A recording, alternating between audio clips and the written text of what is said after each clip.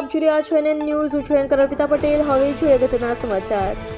ગીર સોમનાથ જિલ્લાના કોડીનાર તાલુકાના વેલણ ગામે સમસ્ત સમૂહ લગ્નનું આયોજન કરેલું હતું. આયોજિત આગેવાનો રાજુલાના ધારાસભ્ય હીરાભાઈ સોલંકી, ભગવાનભાઈ માંગરોળ, ધારાસભ્ય દેવેન્દ્રભાઈ સોલંકી, રાજેશ વંશ, વેલણ ગામના તમામ આગેવાનો, કોડીનાર કોળી સેનાના તમામ પ્રમુખો તો તમામ કોળી સમાજ હાજર રહ્યો હતો. રિપોર્ટર વંશ રવિ, NN ન્યૂઝ, ગીર સોમનાથ. દર્શક મિત્રો, NN ન્યૂઝને લાઈક, શેર, સબસ્ક્રાઇબ કરો, બેલ આઇકન પ્રેસ કરો જેથી આપની નોટિફિકેશન્સ મળતી રહે. આજે જ મારા મત વિસ્તારમાં જે વર્ષોથી અમે સમૂહ લગ્ન કરતા આવ્યા છે, આજે જ મારા સમૂહ લગ્નનું સમાપન કરીને હું અહીંયા ઉપસ્થિત રહ્યો છું. મારા વિસ્તારમાં 30નો સમૂહ લગ્ન હતો.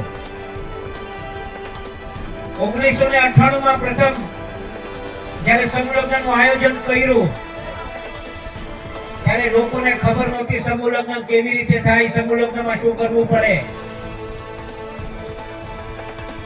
દીકરાના ઘરનાને મનાવવા જાય, રાજી કરીએ કે ભાઈ સમૂહ લગ્નમાં જોડાવ, તો દીકરીના ઘરના ના પાડતા કે ભાઈ અમારે સમૂહ લગ્નમાં જોડાવું નથી, અમારું ઘરનું આંગણું કુંવારું રહેશે. આવી સ્થિતિ ભૂતકાળમાં અમે જોઈ છે. પણ આજે કોઈને કેવા જવું પડતું નથી સમૂહ લગ્નમાં જોડાવા માટે. મિત્રો, ભૂતકાળના બહુ ખરાબ અનુભવો આપણે થયા છે આપણા